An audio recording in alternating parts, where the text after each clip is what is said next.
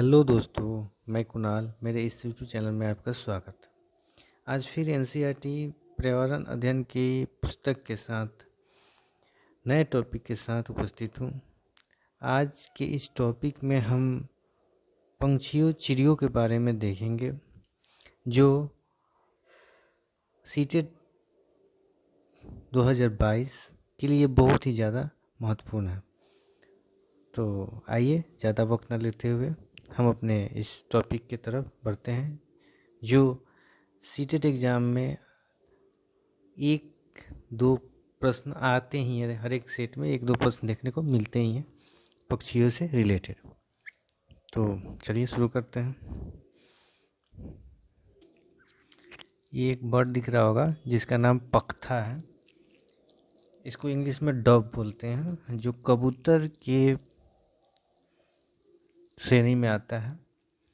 और इस चिड़िया की खास बात यह है कि ये कबूतर पुराने मकान या खंडहर में घोंसला बनाते हैं। जो भी अगर पुराना घर देखते होंगे जो बहुत पुराना हो चुका है, उसमें कोई रहता नहीं है, तो वैसे इलाके में, वैसे जगहों पर ये फख्ता नाम के पक्षी, जिसको इंग्लिश में डव बोलते हैं, वो अपना घोंसला बनाती है।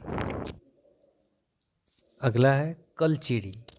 इसको इंग्लिश में इंडियन रॉबिन बोलते हैं। इसकी क्या खास बात है?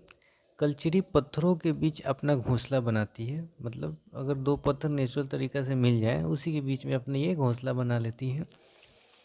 इनके घोंसले में पौधे की नाजुक टहनियाँ, जड़ें, ऊन, बाल, रुई सब बिछा रहता है। ये इतनी अच्छी मतलब बनाती है, स्पॉन्जी अपना घोंसला बनाती हैं। इनमें पौधों की टहनियाँ भी रहती हैं, जड़ें रहती हैं पौधों के, ऊन भी पाई जाती हैं, बाल, रुई ये सब बिछाकर अपना ये घोंसला बनाती हैं। ये छोटे छोटे कीड़े खाती हैं। इनकी चोंच अंदर से लाल होती है। ये पक्षी जो है ये छोटे छोटे कीड़े खाती है और इसकी चोंच जो है अंदर से लाल होती है। इनकी चोंच अंदर से लाल होती है और ये छोटे छोटे कीड़े को खाती है। अगला देखते हैं कौवा। कौवा तो सबके, ये पक्षी सभी के घरों में, गाँवों में देखने को मिलता है, शहरों में देखने को मिलता है। ये जान पहचान वाला पक्षी है। इसको सभी लोग एक ना एक बार ज़रूर देखे होंगे, या अभी छत पर जाएंगे तो कहीं ना कहीं देखने को मिल ही जाएगा। इसकी खास बात क्या है? कौवा के घोंसले में लोहे के तार और लकड़ी की टहनियाँ जैसी चीज़ भी होती है। मतलब कौवा अपना घोंसला जो है वह लोहे की तार बहुत मजबूत बनाता है। लोहे की तार से बाहर से कवर करता है और उसमें लकड़ियाँ की टहनियाँ जैसे चीज़ों को उस घोंसले बनाने में प्रयोग में लाता है, जो काफ़ी मजबूत होती है। कौवा घोंसला कहाँ बनाता है? ये पेड़ की ऊंची डालियों पर घोंसला बनाता है। नीचे नहीं बनाएगा, ये जब भी बनाएगा तो पेड़ की सबसे ऊंची डाली है उस पर बनाता है, जिससे दूसरे पक्षी उस पर हमला ना कर सके, दूसरे जीव जंतु जानवर उसके घोंसले में हमला ना कर सके, उनको नुकसान ना पहुंचाए।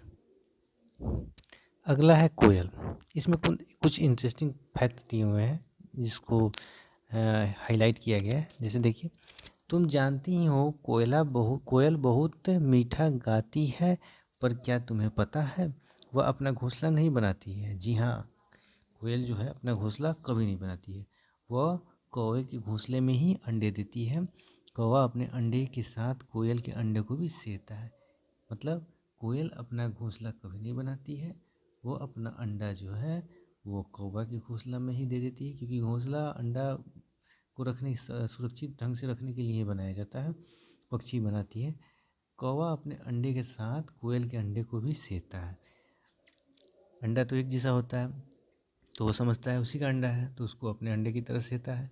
लेकिन जब अंडा से बच्चे निकलते हैं और उनके वॉइस में, उनकी आवाज़ में जब चेंजेस देखने को मिलते हैं, तो कौवा कोयल को ऊपर से धक्का देता है और उसी क्रम में वो उड़ना सीख जाती है। अगला है बसंत गौरी, जिसको इंग्लिश में बर्ड कहते हैं। ये बर्ड बहुत ही इंटरेस्टिंग बर्ड है। ये लकड़ी के पेड़ों के टहनियों में, पेड़ों के तनों में टुक टुक टुक करके छेद कर कर उसमें अपना गहरा छेद बनाती है और उसमें घोंसला बनाकर उसी में रहती है और उसमें ही अंडे रखती है। इसे हम लोग की तरफ आमतौर पर इसे कठफोड़वा चिड़ी बोलते हैं, जो तने बड़े बड़े पेड़ के तने में अपने चोंच से छेद कर कर उसमें अपना घोंसला बनाती है और उसी में अंडे देती है। इसे इंग्लिश में बॉर्बेट बोलते हैं। अगला है दर्जिन चिड़िया। इसको इंग्लिश में टेलर बर्ड बोलते हैं। जैसे नाम से ही स्पष्ट है, टेलर यानी ये सिलती है, सिलने का वर्क करती है। तो सिलती क्या है ये? दर्जिन चिड़िया अपनी नुकीली चोंच, यहाँ चोंच दिख रहा होगा और सीते हुए भी दिख रही होगी, ये पत्तों को, दो पत्ते को एक साथ सीती है। नुकीली चोंच से पत्तों को सी लेती है और उनमें एक थैली सी बना लेती है और उसी में अंडे देती है। ये दो पत्ते को एक साथ जोड़कर उसमें बहुत सारे रुई ऊन के बाल के से करके उसको कवर करके उसको अच्छे से अपने चोंच के सहारे इसको जड़ों से, पेड़ की टहनियों पतले पतले जो जड़ें होते हैं उससे क्या करती है, इसको अच्छे से सिल देती है। इसलिए इसका नाम दर्जिन बर्ड रखा गया, टेलर बर्ड रखा गया, दर्जिन चिड़िया रखा गया। ये खूबसूरत दिखने में लगती है और इसका काम क्या है, अपने घोंसले को अच्छे से सिलकर और उसमें अंडा देना। अगला है शक्कर खोड़ा, जिसको इंग्लिश में हम लोग सनबर्ड कहते हैं। सनबर्ड कहते हैं। इसकी खास बात क्या है कि ये शक्कर खोड़ा किसी छोटे पेड़ या झाड़ी की डाली पर अपना लटकता हुआ घोंसला बनाती है। जैसे ये दिख रहा है लटकता हुआ घोंसला, ये यहाँ पर लटकता हुआ घोंसला बनाती है। किसी भी टहनियों और पेड़ की झाड़ियों पर लटकते हुए घोंसला बनाती है। और इसका घोंसला किससे बनता है? तो बाल से बनता है, मकड़ी के जाल से बनता है, पतली टहनियों को बारीक घास से, सूखे पत्ते, रुई, पेड़, छाल, टुकड़े और कपड़ों के चित्र से अपना खूबसूरत उसको एक तरह से बैंड करके बांध कर ये लटकता हुआ घोंसला बहुत ही मजबूत घोंसला बनाती है, जिससे ये आसानी से उसमें अपने अंडे को देती है और उसमें रहती भी है। इसका नाम है शक्कर खोड़ा, जिसको इंग्लिश में बोलते हैं सनबर्ड। इसको याद रखना, इन सब को याद रखना। अगला है वीवर पक्षी, जिसको इंग्लिश में भी बोलते हैं वीवर बर्ड। इंग्लिश में भी वीवर बर्ड बोलते हैं। और ये बहुत ही इंटरेस्टिंग बर्ड है। नर जो मेल वीवर होते हैं, ज़्यादातर मेल वीवर ही होते हैं इसमें, मेल वीवर पक्षी अपने घोंसले बनाते हैं और वो घोंसला बना के तैयार रखते हैं। एक दो नहीं, 3-4 घोंसला बना के वो तैयार रखते हैं। और मादा वीवर उन सभी घोंसलों को देखती है। जो 4-5 घोंसले बनाकर मेल वीवर रखे रहते हैं, तो मादा वीवर आती है उन 4-5 घोंसला को देखती है। फिर उनमें से जो घोंसला सबसे ज़्यादा पसंद आता है, जिसका डेकोरेशन अच्छा रहता है, दिखने में खूबसूरत दिखता है, उसी घोंसले को सेलेक्ट करती है और उसमें ही अपना अंडा देती है और रहती भी है। ये है वीवर पक्षी सॉरी, जिसको मेल वीवर बर्ड्स कहते हैं। इन पंछियों के अलावा भी कुछ ऐसे पंछी हैं जो सीटेट एग्जाम में पूछे जाते हैं, जो एनसीईआरटी बुक में नहीं है, लेकिन फिर भी उससे बाहर जो पक्षी हम लोग देखते हैं उससे क्वेश्चन पूछे जाते हैं। जैसे चील, बाज और गिद्ध, काइट, ईगल एंड वल्चर। जैसे काइट्स, ईगल एंड वल्चर। इसको हिंदी में बोलते हैं चील, बाज और गिद्ध। चील, बाज और गिद्ध हमसे 4 गुना अधिक दूर तक देख सकते हैं। 4 टाइम्स हमसे ज़्यादा दूर तक ये तीनों पक्षी देख सकते हैं। चील की पूंछ खांचे वाली होती है। गिद्ध मरे हुए जानवरों को खाता है। गिद्ध किसको खाता है? मरे हुए जानवरों को खाता है। इससे हमारे वो जो इन्वायरमेंट है उसमें पॉल्यूशन ख़त्म होता है। इसलिए गीद को संरक्षित किया जा रहा है इंडेंजर स्पेसिस में, क्योंकि इनकी संख्या दिन पर दिन ना के बराबर कम होते जा रही है। तो ये जो बाकी के जानवर जो मांस खाते हैं तो जो उनसे बच जाता है, तो उस बचे हुए मांस को ये गीद खाती है, जिससे हमारा इन्वायरमेंट सुरक्षित रहता है। नहीं तो वो सड़ेगी गलेगी और उस क्या करेगी, बहुत सारे बदबू और इन्वायरमेंट को ख़राब करेगी। इसीलिए वल्चर जो है उसको खाते हैं। वो गीध मरे हुए जानवरों को खाकर उस जगह को साफ कर देती है। अगर नहीं खाएगी तो बदबू से पूरे जंगल में, साथ ही अगल बगल के इलाकों में भी क्या होगी, विषाणु रहित बीमारियां, वायरस रहित बीमारियां फैलने की आशंका बढ़ जाएगी और आकाश में ऊंचाई पर उड़ता रहता है। अगला ये भी बहुत इम्पोर्टेंट है, जिसको औल बोलते हैं, उल्लू, हिंदी में उल्लू बोलते हैं। इनकी क्या खास बात है, इसकी क्या खास बात है? उल्लू अपनी गर्दन को एक झटके में पीछे घुमा लेती है, मतलब अपने गर्दन को 360 डिग्री में वो क्या करती है, मूव कर लेती है। इसलिए ये इम्पोर्टेंट है। कोई कौन ऐसा पक्षी है जो अपने गर्दन को पीछे घुमा लेती है, तो वो है उल्लू, जिसको इंग्लिश में ऑल बोलते हैं। अगला है मैना, जिसको इंग्लिश में भी मैना ही बोलते हैं। ये अपने गर्दन को झटके से आगे पीछे करती है, पीछे नहीं घुमाती है, मतलब आगे और पीछे करती है। 360 में नहीं घुमाती है, ये फॉरवर्ड डायरेक्शन में आगे की तरफ एक झटके में आगे करती है और एक झटके में पीछे करती है, मैना।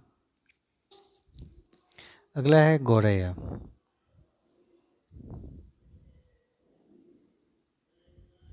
जिसको इंग्लिश में एस्पैरो बोलते हैं। इसकी क्या खास बात है कि ये गौरैया जो है अलमारी के ऊपर, आईने के पीछे, अपने घोंसले छज्जों पर, खिड़कियों पर, कहीं भी अपना जहाँ इंसानी बस्ती रहते हैं वहाँ पर क्या करती है, अपना घोंसला बनाती है और उसी में रहती है और अंडे उंडे देती है। तो ये था पक्षियों के घोंसले के बारे में। जैसे ये कुछ पक्षी के चोंच दिए हुए हैं, जिससे अंदाज़ा लगाया जा सकता है कि चोंच किस काम में आती है। जैसे ये फर्स्ट वाला पक्षी दिख रहा है, ये ईगल है, जो क्या करने में, मांस चीरने फाड़ने के लिए इस तरह के डिफरेंट टाइप के सबके चोंच होते हैं। इसके चोंच मांस को चीरने फाड़ने के लिए होते हैं। और जैसा कि कुछ देर पहले हम लोग पढ़े हैं, जो शक्कर खोरा होते हैं वो क्या करते हैं, लटकता हुआ घोंसला बनाते हैं। और बसंत गौरी जो है वो लकड़ी में छेद कर कर अपना घोंसला बनाती है। तो लकड़ी में छेद करने के लिए बसंत गौरी जैसे बर्ड को हम देख सकते हैं, जिसको बॉरबेट कहते हैं। फूलों का रस चूसने के लिए कुछ इस तरह का चोंच नोकीला होता है। कीचड़ में छानबीन करके कीड़े खोदकर निकालने वाले के लिए कुछ लंबा इस तरह का टाइप का ये चोंच होता है। बीजों को दबाकर तोड़ने के लिए मजबूत और छोटा सा चोंच होता है। काटने फाड़ने के लिए थोड़ा बड़ा और बहुत ही स्ट्रॉन्ग चोंच देखने को मिलता है।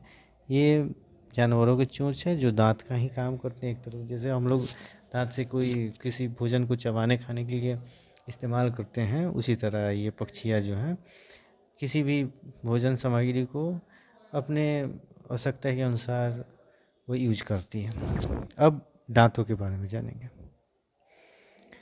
जैसे ये गाय है, गाय के आगे दांत छोटे होते हैं। पत्तों को काटने के लिए, घास चबाने के लिए पीछे के दांत चपटे और बड़े होते हैं।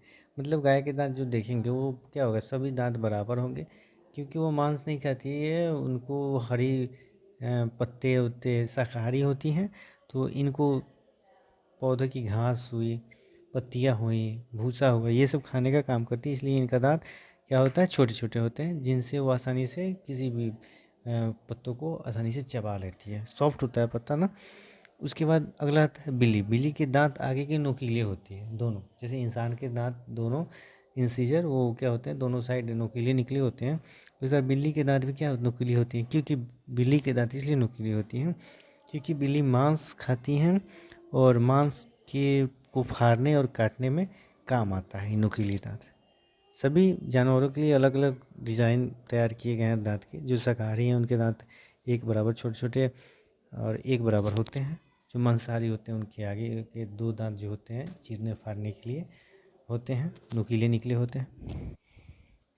सांप के दांत तो नुकीले होते हैं पर वो अपने शिकार को चबाकर नहीं खाती, बल्कि वो पूरा निगल जाती है। इसके दांत नुकीले होते हैं, वो प्रोटेक्शन के लिए दांत होते हैं, उसमें जहर रहता है और वो क्या करते हैं, डंग डसते हैं और चबाने के काम में नहीं आता है, वो किसी भी चीज़ों को वो निगलते हैं। उसी तरह गिलहरी के दांत हमेशा बढ़ते रहते हैं, दांत से काटने को तुरने के कारण इनके दांत घिसते रहते हैं। सीटेट के एग्ज़ाम में पिछले प्रीवियस ईयर में देखा होगा, बहुत सारा क्वेश्चन है, कौन ऐसा जानवर है जिनके दांत जीवन पर्याप्त बढ़ते रहते हैं, तो वो गिलहरी है। गिलहरी इसीलिए किसी चीज़ को वो कुतरते रहती है, इसलिए कुतरती है क्योंकि उनकी मजबूरी है। अगर वो कुतरेंगे नहीं तो उनकी दांत क्या हो जाएगी, उनके बहुत ज़्यादा बड़ी हो जाएगी और वो संभाल नहीं पाएंगे, इसलिए वो हर एक चीज़ को कुतर कर अपने दांतों को एक बराबर मैनेज की रहती है। तो गिलहरी के दांत हमेशा बढ़ते रहते हैं, दांतों से काटने और कुतरने के कारण इनके दांत घिसते रहते हैं। तो आज बस इतना ही था। ये इम्पोर्टेंट क्वेश्चन थे जो सीटेट में प्रीवियस ईयर पूछे गए हैं। तो आज के लिए इतना ही। अगर आपको अच्छा लगा हो, आपके फ़ायदे का ये वीडियो हो, तो वीडियो को सब्सक्राइब करें, ज़्यादा से ज़्यादा लोगों तक शेयर करें, जिससे नए टॉपिक लाने के लिए उत्साह मिले हम लोग को और ज़्यादा से ज़्यादा आपके लिए हेल्पफुल साबित हो। तो इस चैनल को सब्सक्राइब करें और ज़्यादा से ज़्यादा लोगों तक शेयर करें। फिर मिलते हैं अगले नेक्स्ट वीडियो के साथ, तब तक के लिए धन्यवाद, थैंक यू, ओके।